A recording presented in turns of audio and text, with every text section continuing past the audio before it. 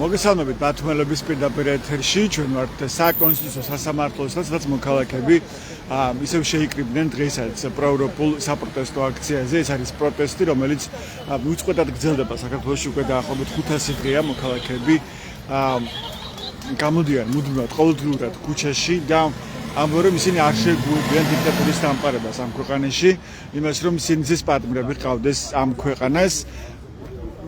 და პირველ რიგში სწორედ სინძის პატიმრების გათავისუფლების მოთხოვნით და ასევე დემოკრატიული სამართლის გარემოში არჩევნების ჩატარების მოთხოვნით ეს პროევროპული საპროტესტო აქციები იმართება როგორც ბათუმში, ასევე თბილისში და არა მარტო დიდ ქალაქებში, თუმცა ყველა ქალაქში დღეს ისმის მოქალაქეების პროტესტის ხმა და მოქალაქეების შეუვალობა ძალიან მკაფიოდ საგრძნობია. მოდი გავისაუბროთ დღეს აქციის მონაწილეებს და ვკითხოთ მათ ბოლო ახალ ამბებთან დაკავშირებით. თემურ გორგაძეს ვხედავ.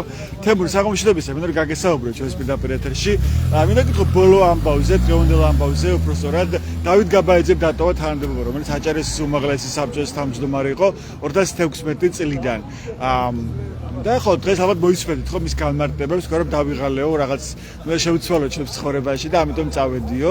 ხო შეიძლება მან შემდეგ რაც თორნიკე რიჯვაძემ დატოვა Facebook პოსტზე თანამდებობა გასული წლის ივნისში, ამის შემდეგ რამდენიმე არჩეულმა თანამდებობა პირდაპირ წესით არჩეულმა თანამდებობის პირამაც კი დატოვეს თანამდებობები. ხო მან შეიძლება ბათუმის მერმა არჩილ ჩიქოვანი, რომელიც ასევე თორნიკე დაკავშირებული პირი იყო თორნიკე რიჯვაძესთან, ასევე ქობულეთის მერმა ლევან ზოიძემ, ასევე დავით გაბაიძეს აკავშირებდა ახლობლობა თორნიკე რიჯვაძესთან. რაც ნიშნავს თქვენთვის ეს ამბავი?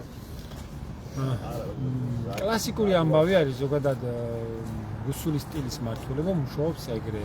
ძალიან ისეთი ჩანს რაღაცა მაგას არც ბევრი საკითხავდა და არც ბევრი ექსპერტობა უნდა ხულოს კლანი რაღაცა მოასუხარეს ასე რომ ვთქვათ აჭარულად და ეხლა ჩვეულებრივად აგრძელებს ქობულეთის კლანი აჭარის ავტორესპუბლიკის ბენეფიტებით სარგებლობას და ამის ჭამას. მათ შორის გაბაიძეს შემთხვევაში მე ისიც კი მიგვეს აქამდე რატო გააკაჩინეს. ოღონდ აი გაბაიძის თანამდებობა ის და თვითონაც ისეთი ადამიანია რომ რაღაცა ძალიან მეეჭვება რომ მაგას რამე რაღაცა ისე ძალაუფლება და რამე რაღაცა ფული და რაღაცა პროექტები და რაღაცა ეგ შესაძლებოდა. ამიტომ მე დიდად არაფერს არ უშლიდან, მაგრამ აი მერები და ეგეთი რაღაცები ხო საბოლოო ჯამში ქოცებისთვის ასოცირდება აი მოხუჭეს თან ფულთან აყუთთან და შესაბამისად აი ფულის კეთების საშუალება ასე უყურებენ ამ თანამდებობებს. უყურებენ ეხლა ხულოს კლანი მარტო ეგ არა სადღაც წავიკითხეთ თუ სწორად მახსოვს, სადღაც 200-დან 300-მდე ადამიანი გაათავისუფლეს და უმეტესი მათგანიო ორგანიზაციების საფუძველზეო, უმეტესი მათგანიო იყო რიჯვაძის ასე თუ ისე რაღაცა კადრი ან მასთან დაკავშირებული. ანუ გაბაიძეს თქვენ ფიქრობთ რომ იმიტომ გაუშვეს რომ ის იყო დაკავშირებული რიჯვაძესთან? ახლა თქვენ გახსოვთ ვინმე ქართული ოცნების თანამდებობიდან წასული, რომელმაც სხვა რაიმე თქვა გარდა იმისა, რომ აი ცხოვრებაში რაღაცა უნდა შეცვალოს და რავი აი გუშინ წინ კეინც შეყრიდა თანამდებობაზე, მაშინ არ ახსოვდა რომ ის არა 4 წლით მოუწევდა არჩევნად ყოფნა და რამე შესაძლებელი ჰქონდა თანამდებობა და ცხოვრებაში არ ახსოვდა და რაიმე ახალი განვითარება. თან ეს ყოფილი ერთმანეთის მიყოლებით მოხდა, ხო? მას შემდეგ რაც რიჯვაძემ დატოვა თანამდებობა მოულოდნელად. ხო, მაგას მიყვა ყველა ის. მე გონია რომ არ გაჩერდება მაგაზე და მათ შორის ხელვაჩავის და ხულოს მერების ერთ დღეს ცხოვრების შეცვლასაც ველი, იმიტომ რომ ბუნებრივი ამბავი არის. ზოგადად კლანური მართულება, ეხლა ხულოს და ხელვაჩავის ნაკლებად იმიტომ შეეხმენ, იქ ბევრი ფული არ კეთდება და სადაც ბევრი ფული კეთდება, აი იქ თავიანთი კადრები ჭირდებიან, იმიტომ რომ ეხლა რიჯვაძის ფულის კეთების პერიოდი დამთავრდა და იწყება თამაზაშვილის ქობულეთის კლანის ფულის კეთების პერიოდი. ეს სულ ესე იყო. სულხან თამაზაშვილი აჭარის მთავრობის თავმჯდომარე მას გულისხმობს. ეს სულ ესე იყო სამწუხაროდ მათ შორის რაღაცა არა მარტო მაგრამ ყოველ შემთხვევაში ცდილობს თამაზაშვილი რომ შექმნას თქვა ესეთი განწყობა და შეხედულება რომ თითქოს ის ებრძვის კორუფციას. ხო მაგალითად დაშალეს არაერთი უნებართვო ობიექტი ბათუმში, ასევე ბულვარის ტერიტორიაზე, იგივე ყველა ჯიხური თქვა დაიღეს გოგებაშვილის ქუჩაზე, სადაც სუვენირებით ვაჭრობდა ხალხი, იმიტომ რომ უნებართვო იყო. თუმცა თავის დროზე ეს დახლებიც და ჯიხურებიც კი შეთანხმებული იყო მერიასთან, მათი დიზაინიც კი და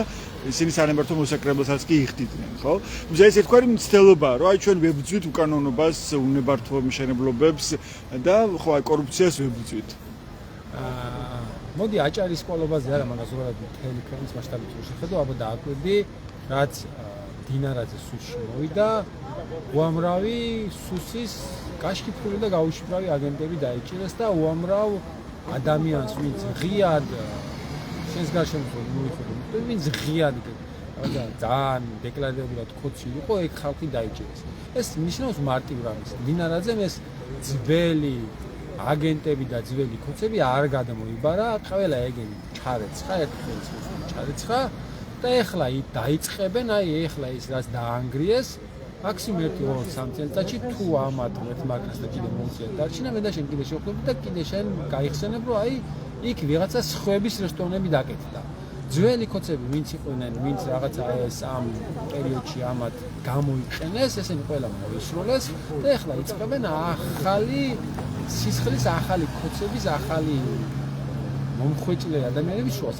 ეგ ზუსტად ის ხდება, რაც დინარაძემ გააკეთა, ის ხდება აჭარის შემთხვევაში, არაფერი არ შეუცვლიათ, ანუ რატო არ დაანგრიეს, მაგალითად, რა ვიცი, სამრემო ეგრეთ წოდებული, იმიტომ რომ ვიღაცები ახლები არიან, ვიღაცები მათიანი ხოცები არიან და ეს ახალი მათიანი ხოცები სანამ მომდევნო არჩევნები მოვა 2022-ში, მანამდე მათიანები უნდა, ასე ვთქვათ, ამოქაჩონ და ეხლა ამიტომ იწყებენ მაგ პროცესს, მან იქ რაც დაანგრიეს, ძალიან მალე ახალ ამ ზაფხულში ნახავ რომ იქ არავინ არ დობს მწვანე სივრცეებს ამ ბულვარში, რაც ახლა გამოთავისუფლდა. ნახავ რომ როგორც კი ტურისტული სეზონი გაიხსნება, იმ დანგრეული რესტორნების ნაცვლად ბევრ ადგილზე შეიძლება ზუსტად ყველა ეგრევე ვერ მოესწროს, მაგრამ ბევრ ადგილზე გაჩნდება ახალი დროებითი ნაგებობები. ანუ ჩაანაცვლებენ ამ დანგრეულ შენობებს ახალი შენობები და ახალი ბიზნესმენები, რომლებიც დაკავშირებული იქნებიან უფრო მჭიდროდ ქართულ ოცნებასთან. ეგ მოხდა თბილისში ზუსტად ერთი-ერთი ეგრე, ვისაც მიადგნენ და ვინც გაამწარეს, ყველა კოცი იყო თუ დაგვიდები, უბრალოდ ეს ძველი კოცები ჩვეულებრივ ამოისვეს ბოდიში ამ სიტყვას და გადაყარეს და ახალ კოცებს ეხლა ახალი კოცების გამოჩეკვის პერიოდი და ეს ახლები ვინ არიან? ანუ უფრო მეტად ფინანსურად წარმატებულები თუ ვისი ელაპარაკობთ? არა, უფრო მერასაც უყურებ ახლა. ვის მიენიჭეს უპირატესობა მოკეთებაში? უფრო ძირითად შემთხვევებში რაღაცა წლებია, ვისაც ფული აქვს და წლებია, ვინც რაღაცა ნაცებიდან ვინც მოდიოდა, მაგალითად ის ხალხიც კი ნელა-ნელა მოვაჩოჩეს და ეხლა რაღაცა სულ ახალი ხალხი გაჩითონ, ახალი ოლიგარქები წამოზარდონ და თავიანთი მომხრეებიც, ეგრეთ წოდებული, რომლებიც ანუ ფულის გამოყავთ მომხრეები, ეგენიც სულ ახლები არიან, მე ნახე ვისაც უყურებ, ყველა ის, ვინც ახლა დინარაძემ და მე რას ვეთქვი, დინარაძის პოლიტიკაა, ყველა ის, ვინც ეხლა დინარაძემ წამოქაჩა, აქამდე თითქმის არსად რო არ ჩანდა ეგეთი ხალხი არიან, მათ შორის ბიზნესშიც ეგეთი ხალხი ჩართეს და მაგ რესტორნებსაც ზუსტად ეგეთი ხალხი გახსნიან, საფული სეზონი რო დაიწყება, შენც ნახავ ეს ესე. მადლობა, ეს თემი გორგაძე იყო. თქვენ მას უსმენთ ჩვენს პირდაპირ ეთერში. მოდი გავესაუბრებთ კიდე სხვა მონაწილეებსაც. მოგესალმებით, კიდევ თქვენ გაგესაუბროთ ჩვენს პირდაპირ ეთერში. დენის ტარიფი გაიზარდა დღეს კიდევ ერთხელ 5-1. რას ფიქრობთ ამაზე, როგორ ხარ მოკლედ? კარგი, გითხარით გიორგი, თქვენ გითხარით თქვენ მოსასწრებო. რას ფიქრობთ დენის ტარიფის გაზრდაზე? იყო თუ არა დასაბუთება ისაც მოისმინეთ თქვენ სემეკისგან? გასაგები თქვენთვის რომ რატომ გაიზარდა? გაიზარდა იმიტომ რომ მაგის და ველოდები თვითონ შეძენის საფასურიო გაიზარდაო ეს ერთი გარემოება არისო, ასევე ხარჯვა გაიზარდაო და ასევე ინფრასტრუქტურა, ენერგო ინფრასტრუქტურა უნდა შეიცვალოსო, ამაში და ჩადოს ინვესტიციები ენერგო პროჯექტში ამასევე თელესმა თბილისის შემთხვევაში და სწორედ ამიტომ გაიზარდა დენის ტარიფი 5-1. ველოდებით ყველაფრის გაძვირებას აბსოლუტურად დიდი ხანია მაგას ვიძახით. რაღაც სათამაშო კომისია შექმნეს ფასების დასაკლებად თითქოს და არ გჯერათ რომ დაიკლებს უბრალოდ ეს ფასები? ამჯერა კი რა ფაქტებით ვლაპარაკობთ ხო? რაღაც ჩემი წარმოდგენები ბევრი ცუდი რაღაცის მჯერამე, მაგრამ ამ აპრებზე რო არ ვილაპარაკოთ და ჩემს წარმოდგენებზე და რაღაცებზე, რაც ფაქტია ესაა ხო? რაღაცა არსაიდან მოწყურით მოთრეული კვერცხის ამბავი იყო. გაქრა ეს კი, რა კვერცხის ფასი გაიაფთა 2 თეთრით უნდა ახლა გაიძვირდება ეს გინდა თუ არა ასე იქნება და შუქიც, წყალიც, მერე თანდათან ის გველოდება რომ ხშირად ჩაგვიქრობენ შუქს, მერე მაგას მიგვაჩვევენ. მერე თანდათან ეტაპობრივად გადაგვაგდებენ 90-იანებში, ეს მათ წარმოადგენებში, მაგრამ მე დაწუნებული ვარ, რომ არ გამოვუვა. რატომ არ გამოვუვა? რატომ ფიქრობთ, რომ ეს არ გამოვუვა? არ ეკნებათ მაგის დრო. არ მგონია, რომ ესენი მაგდენხას გაჩერდებიან, რომ მაგდონეზე ქვეყანა questions არის. უბრალოდ არ დავაწყდით. უკან დასახევი გზა მე მგონი აღარ გვაქვს ამ ქვეყნის მოქალაქეებს. მართალია აქციაზე იმ სიხშირით ხალხი აღარ დადის, მაგრამ პროტესტი არსად არ გამხდარა და პროტესტი აუცილებლად თავისას იწვის რა. შედეგი ბოლო მაინც ეს იქნება დაუვალია. ეს იმდენი რაღაცა გროვდება უკვე თანდათან, რომ ბოლოს ერთიანად ამოფეთქავს და შეიწირავს ამათ აუცილებლად. ანუ არ უშვებ იმას, რომ შეიძლება ხალხი ამ ყველაფერს შეეგუოს, ან შეიჩვიოს იმას, რომ მაინც ვერაფერს ვერ უცვლი, ან ხო, არაფერი არ გამოსდის. არ შეეგუოს. ჯერჯერობით ასე თუ ისე საჭმელის შანსი აქვს.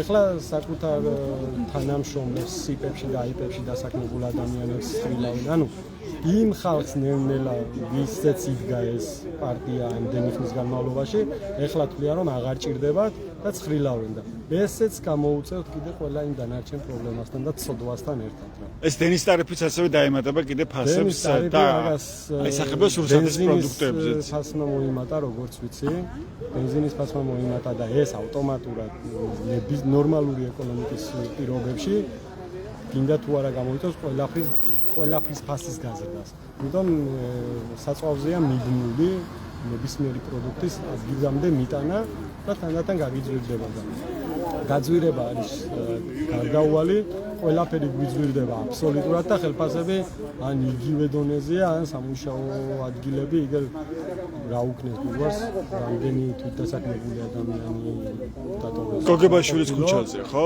ვინც სუვენირებით ვაჭრობდა. რამდენი უკმაყოფილო ადამიანია, იგივე დღეს კიდე პორტოდესა თუ რა ერქვა რედისონის და მეორე მათი ბიზნესმენი რომ იმის რესტორნის გარდა სანრემოს ხო აი ყველაფერი დაანგრიეს ვინც მათთან ვერ დალაგდა ყველა სამგრევენ ყველა სამწარებენ ეს სამუშაო ადგილების დეფიციტს გამოიწვევს უფრო მეტ ხშირ ადამიანს გამოიწვევს და რაზე ფიქრობენ არ ვიცი მაგრამ ფაქტია რომ კაიზე არაფერზე არ ფიქრობენ მადლობა ეს გიორგი აბაიძე იყო ეს ბათუმის პროევროპული საპროტესტო აქცია, სადაც მოქალაქეები დგანან უკვე თითქმის 500 დღეა ქუჩაში და ამბობენ, რომ ისინი არ შეეგუებიან დიქტატურის დამყარებას ამ ქვეყანაში, იმას, რომ სინდისის პატიმრები ყავს ამ ქვეყანას.